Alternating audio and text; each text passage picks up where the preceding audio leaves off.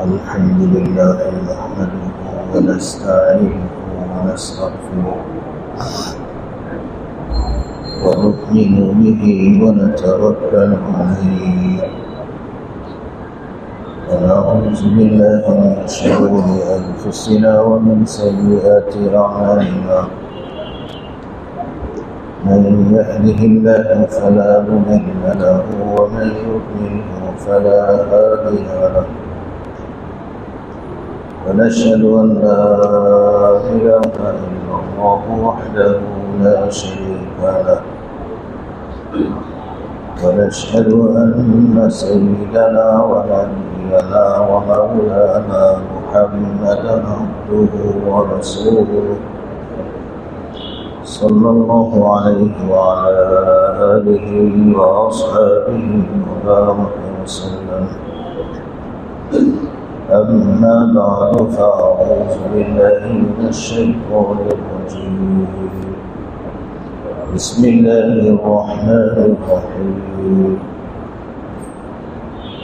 ولكل جعلنا موالي مما ترك الوالدان والأقربون والذين عقدت أيمانكم فآتوهم نصيبهم إن الله كان على كل شيء شهيدا. الرجال قوامون على النساء بما فضل الله بعضهم على بعض وبما أنفقوا من أموالهم فالصالحات قانتات حافظات للغيب بما حفظ الله واللاتي تخافون نشوزهن فعظوهن واهجروهن في المضاجع واضربوهن فإن أطعنكم فلا تبغوا عليهن سبيلا إن الله كان عليا كبيرا. وإن خفتم شقاق بينهما فابعثوا حكما من أهله وحكما من أهلها إن يريدا إصلاحا يوفق الله بينهما إن الله كان عليما خبيرا. صدق الله المولانا العظيم. اللهم صل على محمد وعلى آل محمد كما صليت على إبراهيم وعلى آل إبراهيم إنك حميد مجيد. اللهم بارك على محمد وعلى آل محمد كما باركت على إبراهيم وعلى آل إبراهيم إنك حميد مجيد. سبحان الله وبحمده سبحان الله العظيم. سبحان الله وبحمده عدد خلقه ورضاء نفسه وزنة عرشه ومداد كلماته.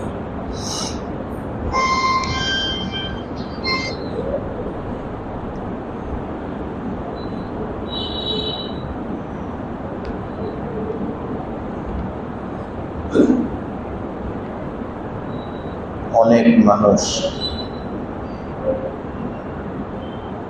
নিজের ওয়ারিসদেরকে মাহরুম করতে চায়। আমাদের সমাজে এরকম অনেক মালদার পাওয়া যায় যারা পুত্র সন্তানকে মাল দিয়ে দেয়, কন্যা সন্তানদেরকে মাহরুম করে। যেমন মরে গেলে তো সম্পত্তি ভাগ হবে, মারা যাওয়ার আগেই সমুদয় সম্পত্তি পুত্র সন্তানদেরকে হেবা করে দেয়। কি জন্য হেবা করে? যাতে মৃত্যুর পরে কন্যা সন্তানরা আর না পায়। এরকম লোক পাওয়া যায়। এই কাজটা সম্পূর্ণ অবৈধ, নাজায়েজ। আবার অনেক ব্যক্তি সন্তানের সাথে বনিবনা না হওয়ার কারণে সন্তানকে ত্যায্য করে, মানে উর্দুতে বলে আখ, ত্যায্য, অর্থাৎ আমার মৃত্যুর পরে সে আমার কোনো ওয়ারিশ হবে না, আমার সম্পত্তি থেকে কিছু পাবে না, এরকমও করে। এটাও নাজায়েজ এবং এটা করলে এটা কার্যকর হবে না। কারণ মৃত্যুর পরে সন্তান স্বয়ংক্রিয়ভাবে মাইয়েতের বাবা বা মার সম্পত্তির ওয়ারিশ হয়ে যায়। বাবা মা যতই বাধা দিক, এই বাধা কার্যকর হবে না। মৃত্যুর সঙ্গে সঙ্গে সম্পত্তির সাথে যার যতটুকু অংশ, সে ততটুকু অংশের মালিক হয়ে যায়। আবার অনেক সময় অনেক ব্যক্তিদেরকে দেখা যায় যে নিজের কাছের ওয়ারিশ নাই, মনে করেন ছেলে মেয়ে নাই,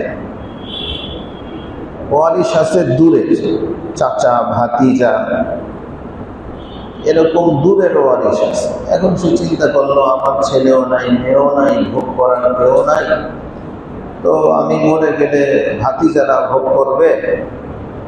তো কি করে, ভাতিজা বা দূরের ওয়ারিশরা যাতে সম্পত্তি না পায়, এই জন্য সে সম্পত্তি উড়ায়, সম্পত্তি উড়িয়ে দেয়, কোথাও ওয়াকফ করে দিল, কাউকে হেবা করে দিল, ইত্যাদি করে দূরের ওয়ারিশদেরকে মাহরুম করার জন্য। এটাও জায়েজ না, কারণ কাছের ওয়ারিশদেরকে ওয়ারিশকে বানাইছেন আল্লাহ।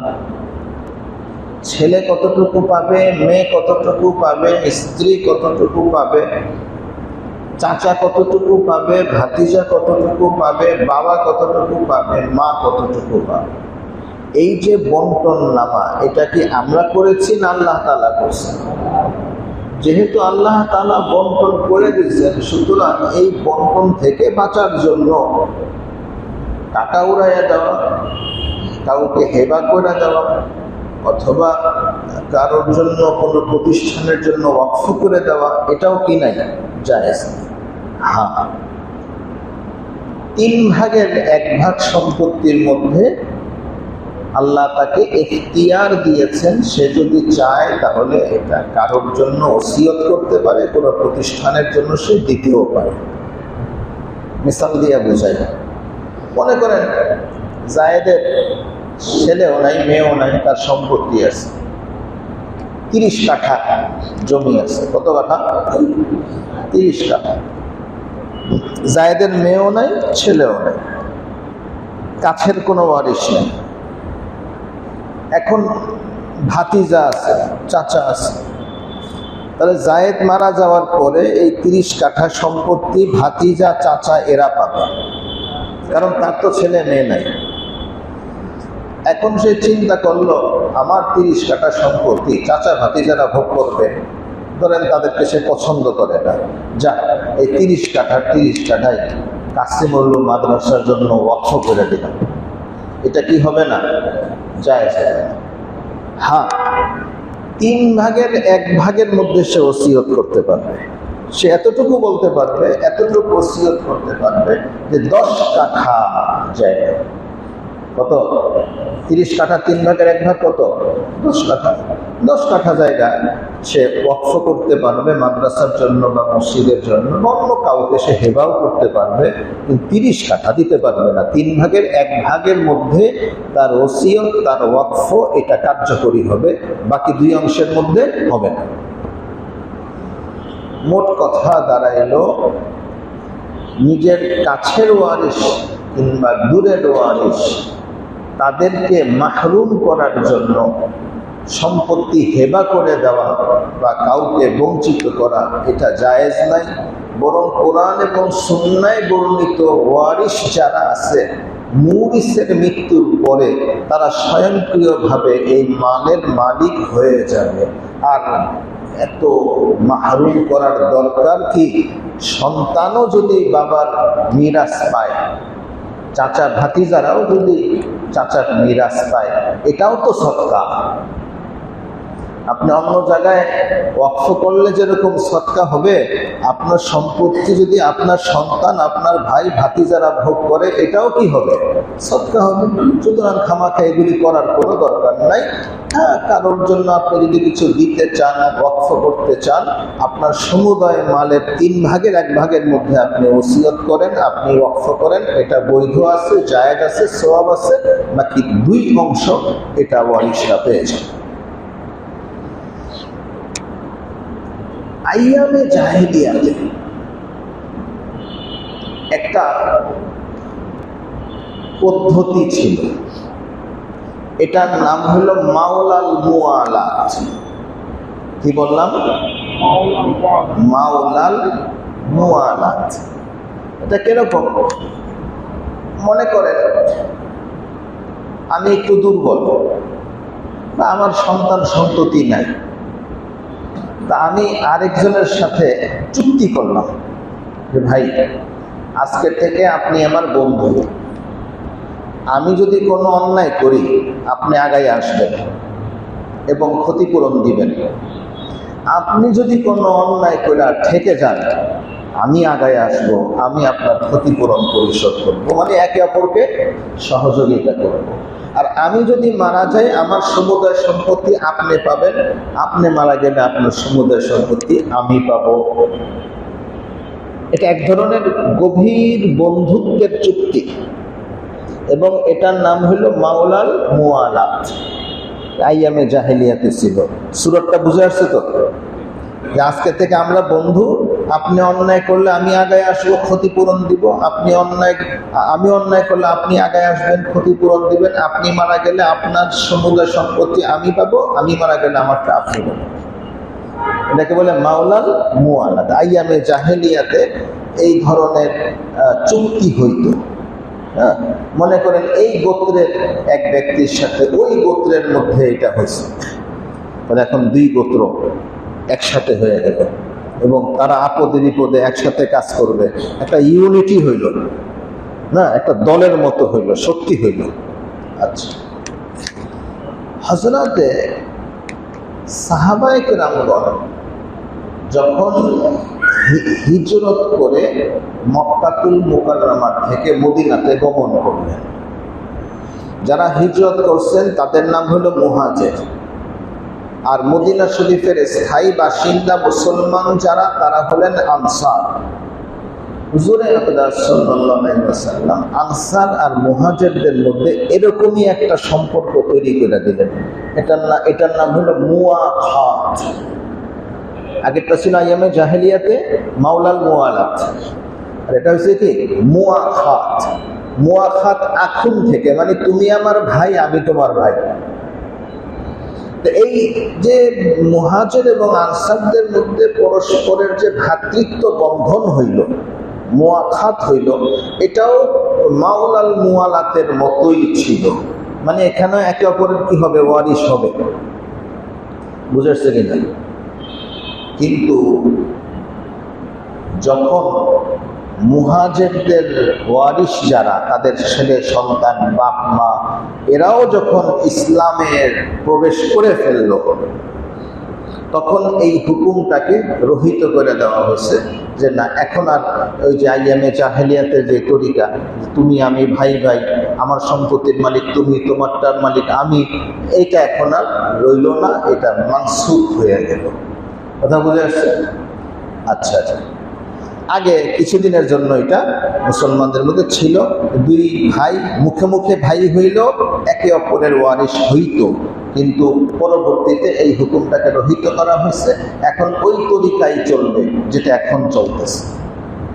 আল্লাহ তাআলা বলেন, ওয়ালিকুল্লিন জাআলনা মাওয়ালিয়া, আমি প্রত্যেকের মাওয়ালি মানে সাহায্যকারী, বন্ধু বানিয়েছি। এখানে মাওয়ালি দ্বারা উদ্দেশ্য হইল ওয়ারিশ। কি উদ্দেশ্য? ওয়ারিস। এটাই বোঝানো হচ্ছে আসলে কাছের মানুষ তো তারাই যাদের সাথে রক্তের সম্পর্ক, হ্যাঁ, তারাই তো মূল মাওয়ালি, তারাই তো মূল ভাই।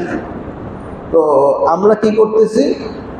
কাছের মানুষদেরকে দূরে সরাইতেছি, দূরের মানুষকে কাছে টানতেছি, যেটা হুজুরে পাক সাল্লাল্লাহু আলাইহি ওয়াসাল্লাম আলামতে কিয়ামতের মধ্যে বলছেন। হযরতে আবু হুরায়রা রাদিয়াল্লাহু তাআলা আনহু ইরশাদ করেন, হুজুরে আকরাম সাল্লাল্লাহু আলাইহি ওয়াসাল্লাম ইরশাদ করেন যে ইজা ফাআলাত উম্মতি 15 খাসলাতান হাল্লাত বিহাল বালা, আমার উম্মতের মধ্যে যখন 15টা গুনাহ, 15টা বদ স্বভাবের প্রাদুর্ভাব হবে, তখন এই উম্মতের উপরে আসমানি বালা, আযাব নাজিল হবে। তার মধ্যে একটা হলো যে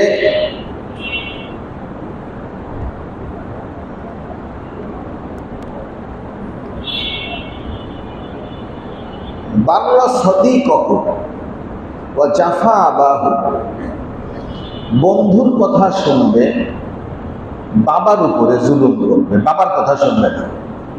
মানে যে কাছে তাকে দূরে সরাই দেবে, আর যে দূরে তাকে কাছে টানবে। বন্ধুর সঙ্গে তো রক্তের সম্পর্ক নাই, ব্লাড কানেকশন কার সাথে? বাবার সাথে। পরামর্শ বাবার সাথে করো, ভালো আচরণ বাবার সাথে করো, আদব শ্রদ্ধা বাবার প্রতি প্রদর্শন করো। তুমি গেছো বন্ধুর প্রতি শ্রদ্ধা প্রদর্শন করতে, বন্ধুর গলায় ফুলের মালা দাও আর বাবার গলায় জুতার মালা দাও, এটা খুব ধরনের সময়। আসল আত্মীয় তো সেই যার সাথে আমার ব্লাড কানেকশন, রক্তের সম্পর্ক অস্বীকার করা যায় না। বন্ধুত্বের সম্পর্ক ভাঙে, রক্তের সম্পর্ক ভাঙলেও ভাঙে না। এটা তো রক্তের মধ্যে, ভাঙবে কেমনে? ঠিক কিনা? এরকম মায়ের উপরে জুলুম করবে আর বউয়ের কথা শুনবে। এখন দেখেন, এক হইল মা, এক হইল বউ, ব্লাড কানেকশন কার সাথে? মায়ের সাথে। তালাক দিয়ে দিলে তো বউ আরেকজনের ঘরে চলে যাবে, মরে গেলে তো বৈবাহিক সম্পর্ক শেষ।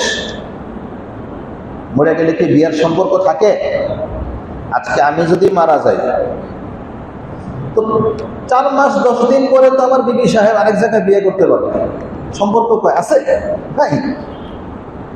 তাহলে বৈবাহিক সম্পর্কের দ্বারা যে সম্পর্কটা হয়েছে, এটা একটা সিস্টেম আল্লাহ তাআলা দুনিয়াতে জীবন যাপন করার জন্য তার বান্দাকে একটা সিস্টেম দিয়েছে। কিন্তু মায়ের সাথে সন্তানের যে নারীর সম্পর্ক, এটাকে যদি সে মাকে ঘর থেকেও বের করে দেয়, মাকে অত্যাচার করে, তারপরে ছিন্ন হইব না। রক্তের সম্পর্ক, নারীর সম্পর্ক। সুতরাং তোমার কাছের মানুষ কারা? যাদের সাথে নারীর সম্পর্ক, যাদের সাথে রক্তের সম্পর্ক, এদেরকে আপন করো। এ কারণে এখানে আল্লাহ তাআলা ওয়ারিসদেরকে মাওয়ালি বলছেন। আইয়ামে জাহেলিয়াতে একজন আরেকজনের সাথে বন্ধুত্ব করত, আরে তোমার ওয়ারিস যারা, তারাই তোমার মাওয়ালি, তারাই তোমার প্রকৃত বন্ধু। এজন্য নিজেদের সাথে রক্তের সম্পর্ক যাদের সাথে আছে, এটা খুবই গুরুত্বপূর্ণ বিষয়, খুবই গুরুত্বপূর্ণ বিষয়। এই সম্পর্কটাকে মানে মজবুত করা নেহায়েত দরকার। আমরা 12 জন ভাই বোন, তো আমার 7 বোন, 5 ভাই আমি। তো আমি হইলাম শেষের দিকের আর কি, আমি হইলাম 10 নম্বরে। আমার বড় বোনরা কত বড় না? বড় বোনরা অনেক বড়। আমার বড় বোন, আমার মেঝ বোন, আমরা যখন ল্যাংটা থাকি আর কি, তখন আমাদেরকে গোসল করায় দিত, গায়ে তেল মাখায় দিত, ভাত খাওয়ায় দিত, এগুলো আমাদের মনে আছে। তো বিভিন্ন সময় বোনেরা যখন বেড়াতে আসে, তো আমার কাছে মনে হয় যেন আমার মাই যেন আসবে, এরকম মনে হয়। তো আমি চেষ্টা করি আমার বোনরা, বিশেষভাবে যাদের বয়স বেশি হয়ে গেছে, কারো বয়স মনে করেন এখন 65, কারো আছে 60-এর কাছাকাছি, তো এই সমস্ত বোনেরা যখন আসে তো আমি চেষ্টা করি যত বেশি আমার বাসায় রাখতে পারি, তত বেশি বাসায় রাখতে পারি। এবং যেহেতু মানে একটা তো হইল সম্পর্ক, আরেকটা হলো আল্লাহর হুকুম, দুটা বিষয়। কিন্তু একটা হলো সম্পর্ক তো আছেই, বোন হিসাবে বোনের প্রতি একটা মমত্ব বোধ, একটা শ্রদ্ধা বোধ থাকতে হবে। আর আরেকটা হলো আল্লাহরও তো হুকুম, নবীরও তো হুকুম। দেখো, ওয়াত্তাকুল্লাহাল্লাযী তাসাআলুনা বিহি ওয়াল আরহাম, ওই আল্লাহকে ভয় করো যেই আল্লাহর নামে তোমরা জানচা করো, সওয়াল করো। लोगों के सामने हाथ फैलाते हो, उस खुदा से डरो। ওয়াল আরহাম, এবং রেহেমের সম্পর্ক, নারীর সম্পর্ক। নারীর সম্পর্ক থেকে কি হয়? ভাই হয়, বোন হয়, মা হয়, খালা হয়, দাদা হয়, দাদি হয়। নারীর টানে, নারীর সম্পর্ক, রক্তের সম্পর্ক, ব্লাড কানেকশন, এটাকে ভয় করে। অর্থাৎ এই সম্পর্কটা যেন নষ্ট না হয়।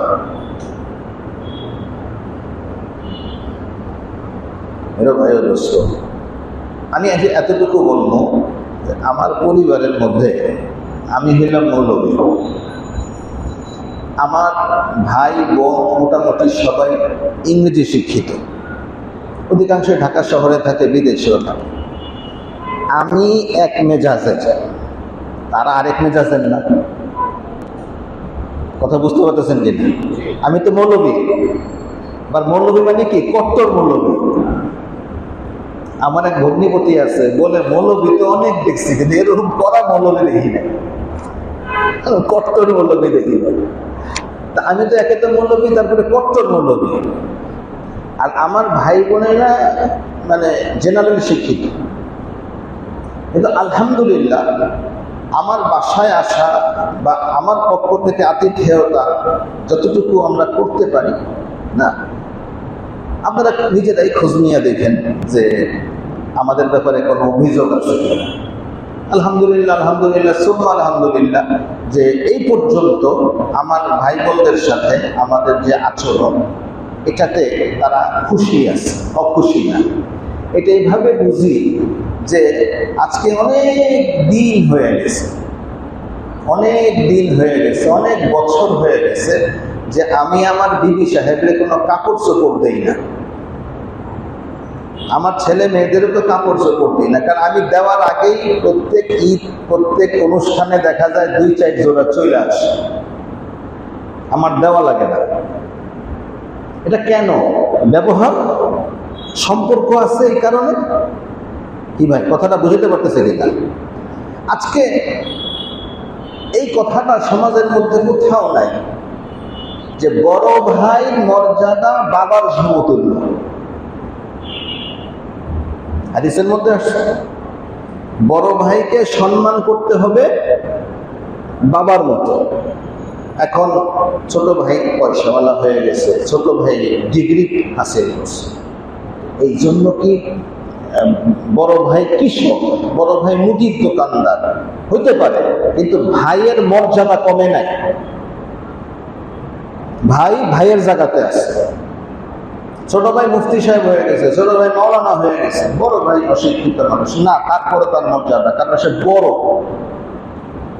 বড় হিসেবে শরীয়ত তাকে পিতার মর্যাদায় অধিষ্ঠিত করছে। এটা তো কোথাও আলোচনা নাই। এবার খানকাতে বিষয়টা আলোচনা হয়েছে এবং এক মাওলানা সাহেব বলছেন এই কথাটা বাড়িতে বাড়িতে লিখে ঝুলাইয়া দেওয়া উচিত, যে বড় ভাইয়ের মর্যাদা পিতার মর্যাদা। বুঝে আসছে কিনা? এজন্য আজকে থেকে আমরা যারা ছোট ভাইয়েরা আছি, ছোট বোনেরা আছে, তারা বড় ভাইকে সম্মান দেওয়ার চেষ্টা করবে। কিরকম সম্মান? যে নামতে চায় না, মুখে দিয়ে আসে না, নাই তো, এই জন্য আসে না। শরীয়ত এটা দিছে। শরীয়ত বড়কে বড় বানাইছে, আপনি আমি তো বানাই না, আল্লাহ বানাইছে। তো বড় ভাইকে বাবার মর্যাদা দিব, তাকে সম্মান করব, তার প্রতি সম্মান বজায় রেখে তার সাথে কথাবার্তা বলবো। আল্লাহ তাআলা তৌফিক দান করুন। এই জন্য ভাইয়ের দোস্ত বলতেছি যে ওয়ালিকুল্লিন জাআলনা মাওয়ালিয়া, আমি প্রত্যেকের নির্দিষ্ট ওয়ারিশ বানাইছি। তো ওয়ারিশকে মাওয়ালি কেন বললেন? এটাই বোঝাবার জন্য যে যারা ওয়ারিশ হয়, যাদের সাথে রক্তের সম্পর্ক, তারাই তোমার প্রকৃত বন্ধু। মিম্মা তারাকাল ওয়ালিদানি ওয়াল আকরাবুন, এই মাল পাবে যা কিছু বাবা মা ছেড়ে গেছেন এবং নিকট আত্মীয়রা ছেড়ে গেছেন। ওয়াল্লাযীনা আকাদাত আইমানুকুম, এবং যাদের সাথে তোমাদের বন্ধুত্বের সম্পর্কে স্থাপিত হয়েছে। ওই যে আইয়ামে জাহেলিয়াতে ছিল মাওলাল মুআলাত, আর এই মদিনাতে হিজরতের পরে মুআখা, এই যে সম্পর্কটা হয়েছিল, ফাআতুহুম নাসিবাহুম, তাদের অংশ তাদেরকে দাও। এটা হলো প্রাথমিক জমানায়। তাদের অংশ ছিল মালের 6 ভাগের 1 ভাগ, মালের 6 ভাগের 1 ভাগ। মনে করেন আনসারি আর মুহাজের একে অপরের ভাই হয়েছে, আনসার মারা গেলে তার সম্পত্তি 6 ভাগের 1 ভাগ মুহাজের পাবে, মুহাজের মারা গেলে তার সম্পত্তি 6 ভাগের 1 ভাগ আনসার পাবে। কিন্তু এটা পরবর্তীতে উলুল আরহামি বাযুহুম আওলা মিন বাযিন ফি কিতাবিল্লাহ, এই আয়াতের দ্বারা এই হুকুমটা পরবর্তীতে রহিত করা হয়েছে যে এখন মাওলাল মুআলাত বা মুআখাত বলতে তরকার মাসআলার মধ্যে, মিরাসের মাসআলার মধ্যে কারো কোনো অংশ নাই। তারপরেও কথা আছে, কোনো মানুষ যদি এরকম হয় তার কেউই নাই, বাবা মা সন্তান ভাই বোন কাছের আত্মীয় দূরের আত্মীয় কেউ নাই, খালি মাওলাল মুআলাত আছে, এরকম তার কোন আন্তরিক বন্ধু আছে, সেক্ষেত্রে ওই ব্যক্তির সম্পত্তি ওই মাওলাল মুআলাত পেয়ে যাবে। এখন এই মাসলাটা আংশিকভাবে কার্যকর আছে। আচ্ছা, তো উলুল আরহামি والذين عقدت أيمانكم فآتوهم نصيبهم إن الله كان على كل شيء شهيدا, নিশ্চয়ই আল্লাহ তাআলা তোমাদের প্রত্যেকের কাজের উপরে সম্যক অবগত এবং আল্লাহ তাআলা সাক্ষী হিসাবে আছেন।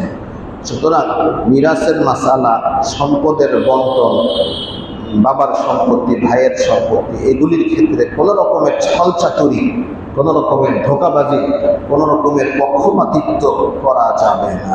আল্লাহ তাআলা আমাদেরকে বুঝার এবং আমল করার তৌফিক দান করুন। এর পরের আয়াত আসতেছে, আল্লাহ তাআলা জাল্লা শানুহু সংসার একটা শান্তির উপায় বানাইছে। মানুষ একা একা যখন থাকে তখন তার এক অবস্থা, কিন্তু যখন সংসার হয়, স্বামী স্ত্রী একসাথে হলো, স্বামী স্ত্রীর মধ্যে যদি মিল হয় তাহলে আলহামদুলিল্লাহ এই সংসার জান্নাত হবে। আর স্বামী স্ত্রীর মধ্যে মিল নাই, অমিল, তাহলে এই সংসার কি হবে? জাহান্নাম হবে। তো আল্লাহ জাল্লা শানুহু ওয়া আম্মা নাওয়ালুহু এই সংসারগুলো, পরিবারগুলি যাতে শান্তিময় হয়, এই শান্তিময় করার জন্য কিছু বিধান নাজিল করছে। ওই বিধানগুলি এখানে বলা হয়েছে এবং এখানে 2টা আয়াত। এই 2 আয়াতের মধ্যে প্রধান যে কথাটা এখানে আল্লাহ বলতে চান, আজকে সম্পূর্ণ আসবে না, আজকে কিছুটা আসবে। এটা হলো, যদি স্বামী স্ত্রীতে অমিল হয় এবং স্ত্রী যদি স্বামীকে মানতে না চায়, বনিবনা হচ্ছে না, মানামানি নাই, তাহলে এক্ষেত্রে কোন পদ্ধতি অবলম্বন করলে সংসারের মধ্যে শান্তি আসবে, অশান্তি দূর হবে, সংসারটা ভাঙবে না? কথা বুঝে আসছে? এটা হলো মূল কথাটা, যে কথাটা এখানে বলা উদ্দেশ্য। তবে কথাটা বলার আগে আল্লাহ তাআলা প্রথমে 2টা ভূমিকা বলছেন।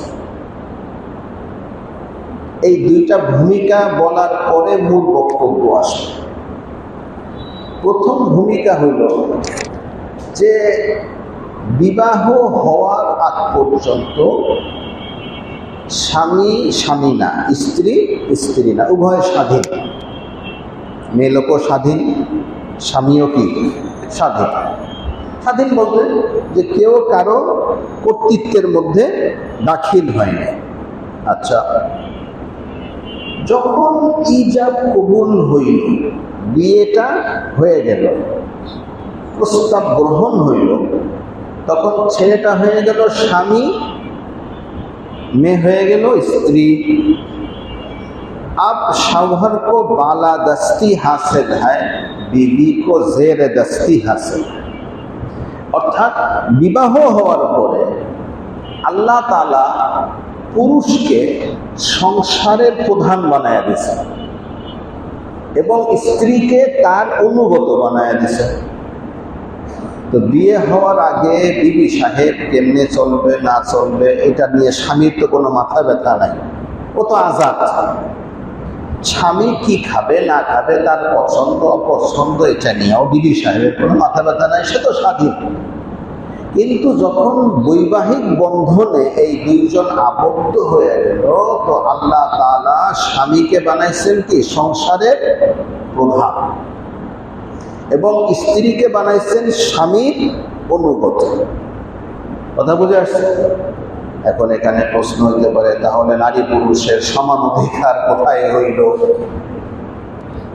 নারী পুরুষের সমান অধিকার বলতে একটা কথা আছে, মেরি জিসিম মেরি মার্জি, আমার শরীর আমার দেহ, যাকে খুশি তাকে দেব, এই স্বাধীনতা তো এখানে আর রইল না।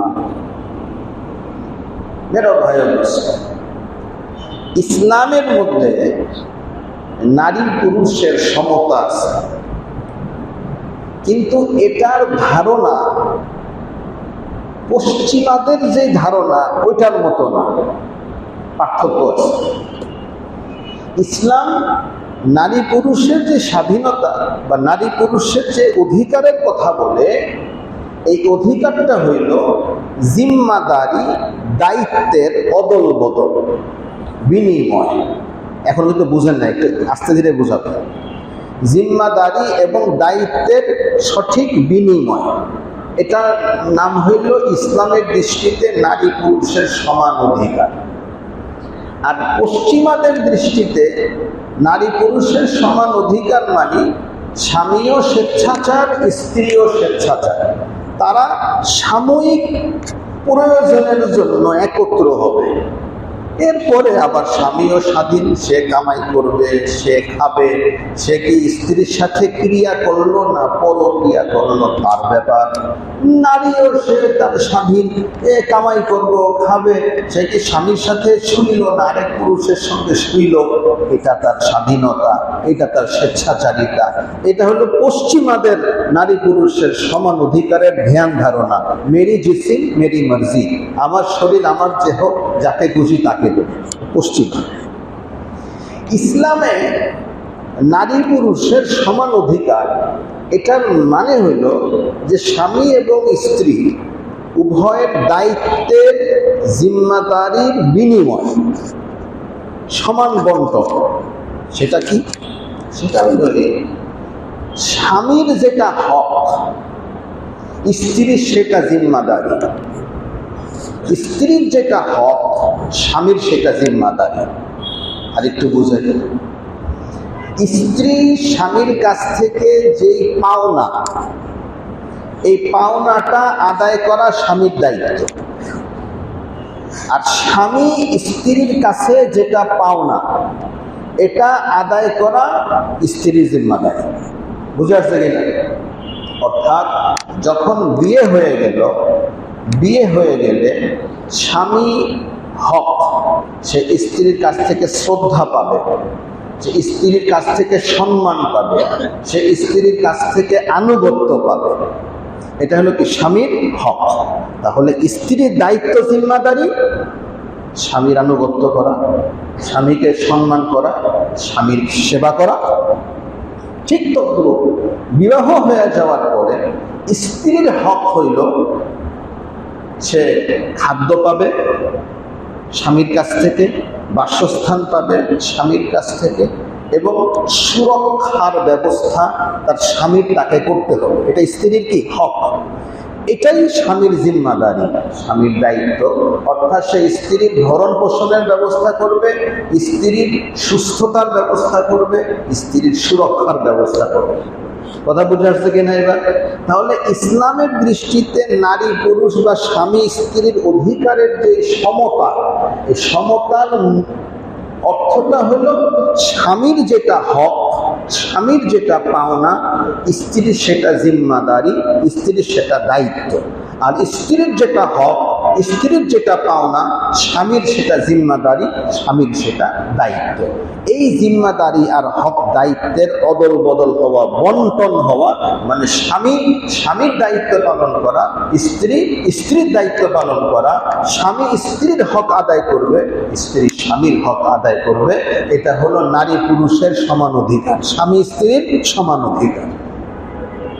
আর পশ্চিমাদের তথাকথিত যে সমান অধিকারের নামে যে নষ্ট পচা কথা, পচাগুলি, অসৎ যুক্তি, এটার ফলাফল হইল আমাদের সামনে ওখানে কোনো ফ্যামিলি নাই, কোনো পরিবার নাই, খানদান বংশের কোনো তাসাভুর নাই।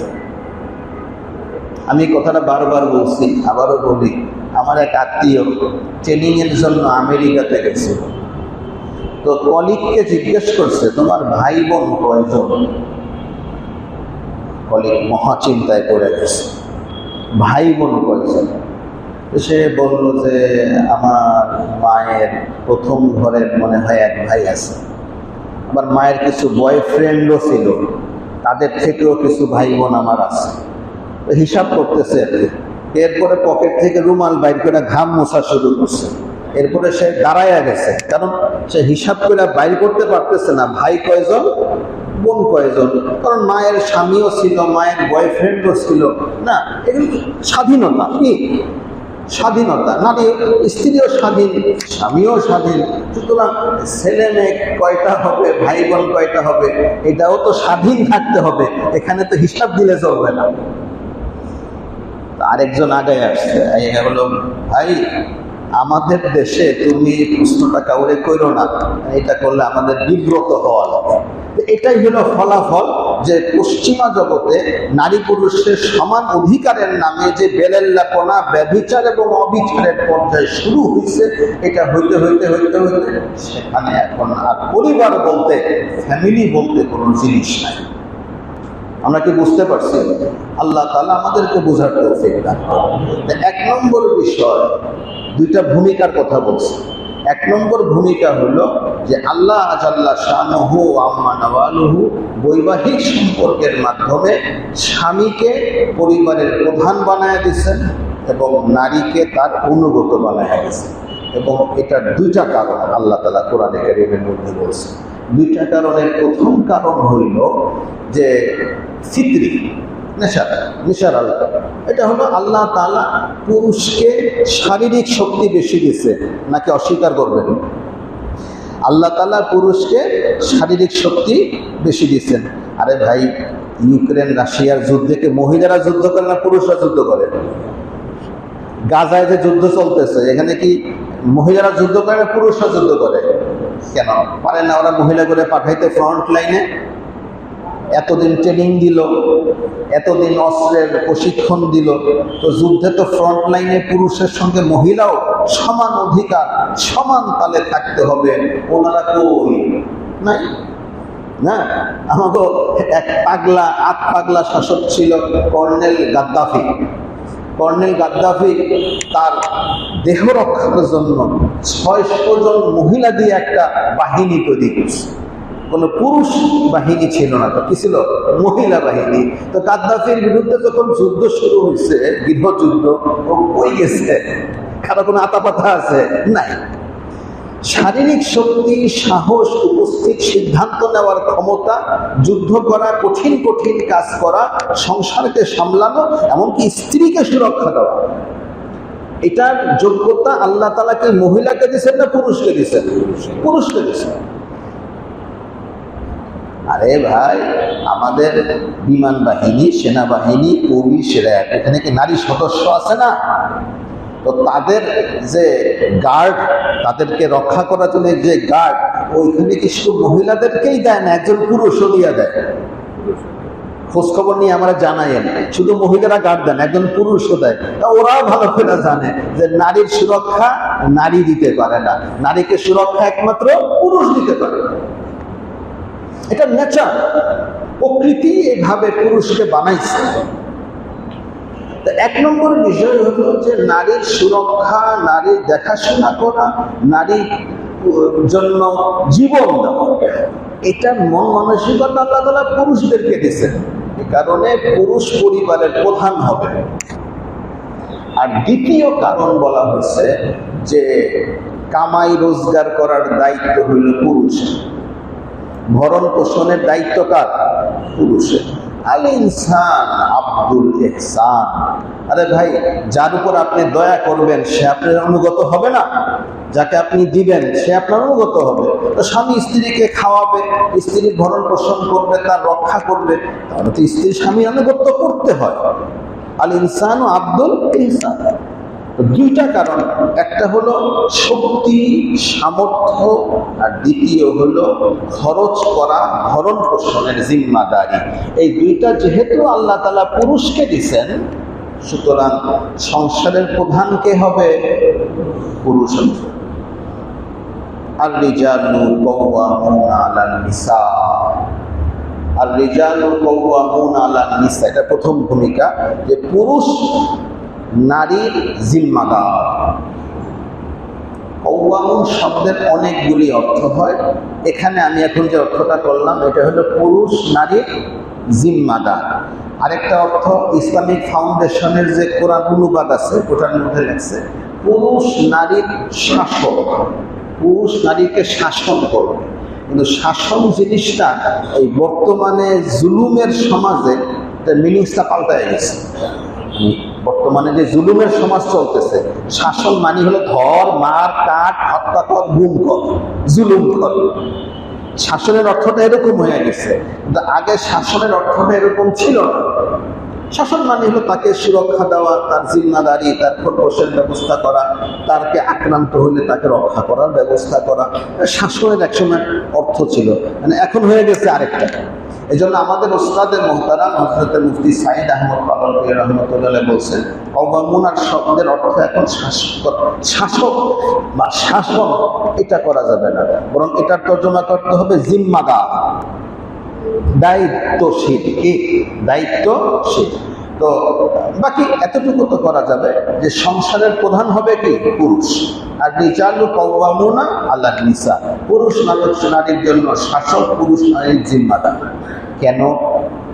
বিমা ফাদ্দালাল্লাহু বা'দাহুম আলা বা'দ, আল্লাহ একের উপর আরেককে শ্রেষ্ঠত্ব দিয়েছেন, একের উপর আরেককে শ্রেষ্ঠত্ব দিয়েছেন।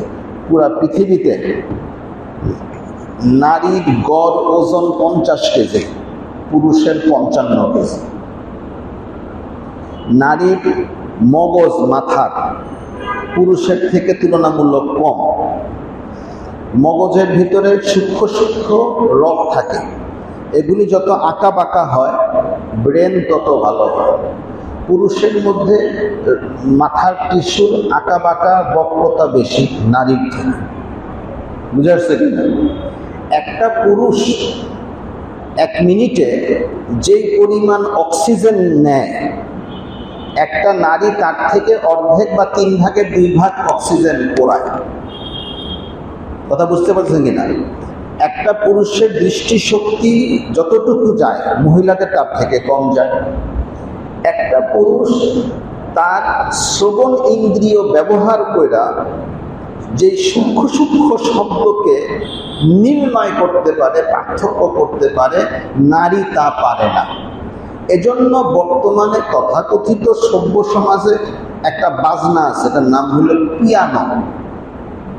এই পিয়ানোর যখন কম্পিটিশন হয় তো এটার বিচারক মণ্ডলীর মধ্যে কোনো মহিলা রাখা হয় না, পুরুষ রাখা হয়। কারণ এখানে শব্দের যে সূক্ষ্মতা, এই সূক্ষ্মতা ধরার মতো শ্রবণ ইন্দ্রিয় নারীর নাই, পুরুষের আছে। তো এই কথাটা বৈজ্ঞানিক ভাবেও প্রমাণিত, বিমা ফাদ্দালাল্লাহু বা'যাহুম আলা বা'দিন, আল্লাহ তাআলা একের উপর আরেকজনকে শ্রেষ্ঠত্ব দান করেছেন। ওয়া বিমা আনফাকু মিন আমওয়ালিহিম, এবং পুরুষ তার উপার্জিত অর্থ নারীর পিছনে ব্যয় করে। উপার্জিত অর্থ, নারী মানে কি স্ত্রী না প্রেমিকা? স্ত্রীর পিছনে খরচ করবে না প্রেমিকার পিছনে খরচ করবে? বুঝালেন? কোরআন শরীফের আয়াত দিয়ে করে হুজুর এখানে তো পরকীয়ার কথাটা প্রমোট করা হয়েছে, এরকম বুঝেন না। এখানে তো স্বামী স্ত্রী কওয়া হয় না, এখানে তো পুরুষ আর নারী কওয়া হয়েছে। বহুত বহুত যুক্তি এখান থেকে বাইর করা যাবে।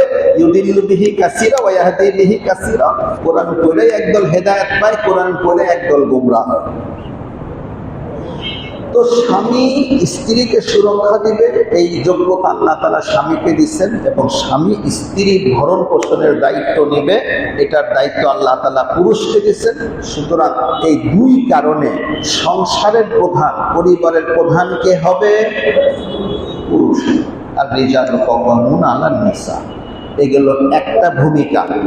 দ্বিতীয় ভূমিকা বাকি আছে। এরপরে মূল কথা আসবে যে সংসারের মধ্যে যদি অমিল হয়, ঝগড়া বিবাদ হয়, স্ত্রী স্বামীকে মানতে না চায়, তাহলে কিভাবে এগুলিকে সমাধানের দিকে নিতে হবে। ইসলাম চাইবে সর্বশেষ চেষ্টা করবে যেন সংসার না ভাঙে। একটু কষ্ট স্বীকার করা হইল সংসার যেন টিকা যায়। একবার এক জায়গাতে মারা গেছে ভদ্রলোক, ছেলে বাবারে না কইয়া বিয়ে করে ফেলছে। বাবার পছন্দ হয়নি, আমার কাছে আসছে, হুজুর বিয়েটা ভাঙার কোনো ব্যবস্থা করা যায় না। তখন আমি নতুন, মানে তখন আমার বিয়ে হয়েছে, আমি এত কিছু বুঝি টুঝি না। তো বিয়েটা যেহেতু অসম বিবাহ, এটাকে ভাঙার কোনো ব্যবস্থা করা যায় কিনা আমার কাছে আসছে, পাশের মহল্লা। তা আমি আমার শ্বশুরের কাছে গেছি যে একটা বিয়ে হয়েছে এরকম, যে এটা তো ঠিক জায়গায় হয় না, এটা ভাঙা টাঙার ব্যবস্থা, তাবিজ দেওয়া যায় কিনা। আমার শ্বশুর মহাশয় এসে বললেন, বাবা আমরা জোড়া দিতে পারি, আমরা ভাঙতে পারি না। কথাটা আমার এখনো মনে আছে যে আমরা কি করি, জোড়া দিতে পারি, আমরা ভাঙতে পারি না। তখন আমি একটা বড় ধাক্কা খাইছি, আমার জন্য বড় শিক্ষা ছিল এটা, যে আসলেই তো সম্পর্ক তো ভাঙা যাবে না। সম্পর্ক যখন একটা ছেলে একটা মেয়ের মধ্যে বিয়ে হয়েই গেছে, চাই রাজার ছেলের সাথে ফকিন্নির ঝির বিয়ে হয়েছে না, বা ফকিন্নির পুতের সাথে রাজার মেয়ের বিয়ে হয়ে গেছে, হয়ে যখন গেছে তখন এটাকে ইসলাম বলে সর্বশেষ পর্যায় পর্যন্ত টিকায় রাখার চেষ্টা করো, ভাঙা তোমার কাজ না। হ্যাঁ, একেবারে যতগুলি পর্যায় আছে এগুলি পার হওয়ার পরেও মিলমিশ হয় না, তখন ভাঙার প্রসঙ্গটা আসে। আল্লাহ তাআলা সংসার ভাঙুক এটা কখনোই পছন্দ করেন না, সংসার টিকে থাকুক এটাকেই আল্লাহ তাআলা পছন্দ করেন। ইবলিস ও সমুদ্রের মধ্যে তার সিংহাসন বসায়, এরপরে সকালবেলা তার চেলাদেরকে পাঠায় দেয়, যা শয়তানি কইরায় দুনিয়াতে জ্বালায় আস। সন্ধ্যাবেলা রিপোর্ট নেয়, একজনের বলে যে কি করছো আজকে? আজকে এই একজনে সকালবেলা ফজরের নামাজ পড়তে মসজিদে আসতেছিল, ওরে বলছি নামাজ তো বহুত পড়ছস বেটা, আজকে ঘরে গিয়া নামাজ পড়, এত দৈনিক মসজিদে যাওয়া লাগে না। তো ও ঘরে গিয়া নামাজ পড়ছে। শয়তান কইতে তেমন কিছু পরশ নাই। আরেকজনের বলছে, সে আরেকটা বানায় গেছে, 3-4টা গেছে। শয়তান খুশি না। একজন শয়তান ছোট্টখাট্ট কোনায় চুপচাপ জুবুথুবু হয়ে বসে আর কি, আমি তো বেশি কিছু করিনি। শয়তান তো, ও আমার চেলা তুমি কি করছো? তো হুজুর বেশি কিছু তো করতে পারি নাই, নামাজ কাজা করাইতে পারি নাই, রোজা ছুটাইতে পারি নাই, তেমন কিছু করতে পারি নাই। শয়তানকে তারপরেও বল কিছু তো করছো। করছি, তেমন কিছু না। আচ্ছা কি বল? তো বলে যে এই স্বামী স্ত্রীর মধ্যে একটা ঝগড়া লাগাই দিছে, ঝগড়া হয়েছে খুব জবরদস্ত। স্ত্রী রাগ কইরা বাপের বাড়িতে চলে গেছে। ইবলিস তো উঠা দৌড়া, আনতা আনতা, আরে তুই আমার আসল পুত, আনতা আনতাকে জড়াইয়া ধরছে। কেন জড়াইয়া ধরছে? কারণ এই যে স্বামী স্ত্রীতে ঝগড়া হইল, ঝগড়া হওয়ার পরে স্বামী রইল বাড়িতে, স্ত্রী চলে গেল বাপের বাড়ি। স্বামীর আত্মীয় স্বজন জিজ্ঞেস করবে যে বউ গেছে কেন? স্বামী কি সঠিক কথা বলবে না গীবত করবে? বউর নামে গীবত করবে। আচ্ছা, স্ত্রী যখন বাপের বাড়ি গেল, বাবা মা ভাই বোনেরা জড়ো হয়েছে, কি ব্যাপার, কেন আসছো? স্ত্রীও স্বামীর নামে বানায়া টানায়া যত রকমের গীবত শেখায়াত অপবাদ সব দিবে। আচ্ছা, হওয়ার পরে এখন শ্বশুরে বেআইয়ে শুরু হইল, না বেআইনে শুরু হইল, দুই খানদানে শুরু হইল ঝগড়া বিবাদ, গালিগালাজ, তু মাই। তো বিশাল এক পাপের দরজা খুলে গেল স্বামী স্ত্রীর ঝগড়ার দ্বারা। এরপরে স্বামীর মধ্যে জজবা আছে, আবেগ আছে, এখন সে রাত্রেবেলা মোবাইল খুইলা ওই যে প্রেমিকা চাই, বন্ধু চাই, ওই এটা ডাউনলোড করলো, কইরা এবার সে বান্ধবী খুঁজা সারা রাত গল্প করতে করতে সে অস্থির। এদিকে বিবি সাহেবের হাতেও টাচ মোবাইল আছে, এখন সে ওখানেও বন্ধু চাই, বান্ধবী চাই, এই অ্যাপটা ইনস্টল করছে নাকি, এর আমি তো সব বুঝি না, এর ইনস্টল কইরা এরপরে সে রাত্রেবেলা বিভিন্ন পুরুষের সাথে গপ সপ, এই অডিও আলাপ ভিডিও আলাপ করে একাকার অবস্থা। এদিক দিয়েও জেনার দরজা খুলে গেল, ওদিক দিয়েও জেনার দরজা খুলে গেল। ছোট্ট একটা দুইটা কথার দ্বারা কতগুলি পাপের দরজা খুলছে। এজন্যই ইবলিস শয়তান জড়ায়া ধরে বলছে, আনতা আনতা, তুই আমার আসল পুত। আল্লাহ জাল্লা শানহু আমাদেরকে বোঝার তৌফিক দান করেন। ইনশাআল্লাহ পরবর্তীতে এই কথাগুলো আমরা ধাপে ধাপে আলোচনা করব। আজকে একটা তো মিরাসের কথা আলোচনা হইল, কোনোভাবেই ইসলামিক ভাবে আল্লাহ তাআলার বন্টন করা যে সম্পত্তি, এটাকে আরেকজনকে দেওয়া যাবে না, এই বিষয়টা আলোচনা হয়েছে। এবং স্ত্রী এবং স্বামীর মধ্যে ঝগড়া শুরু হলে নিষ্পত্তি কিভাবে করতে হবে, এটা আমরা করতে গিয়া দুইটা ভূমিকার, প্রথম ভূমিকাটা আলোচনা করছি যে স্বামী পরিবারের প্রধান হবে, কারণ স্বামীকে আল্লাহ তাআলা দুইটা যোগ্যতা দান করছেন, এক হলো শারীরিক সক্ষমতা, আরেকটা হলো স্ত্রীর প্রতি তার খরচ এবং ভরণ পোষণের দায়িত্ব। এ কারণে স্বামী কি হবে? পরিবারের প্রধান হবে। এরপরে সামনে আলোচনা আসবে একজন স্ত্রী হওয়ার জন্য আল্লাহর দৃষ্টিতে তার মধ্যে কি কি গুণাবলী থাকার প্রয়োজন, এবং এই গুণাবলীর মধ্যে কম বেশি হইয়া যখন নাকি ঝগড়া ইত্যাদির সূত্রপাত হবে, তখন কোন কোন ধাপে এগুলোর নিরসন করা যায়। আল্লাহ তাআলা আমাদেরকে বোঝার এবং আমল করার তৌফিক দান করেন। সুবহানাল্লাহি ওয়া বিহামদিহি, সুবহানাল্লাহ।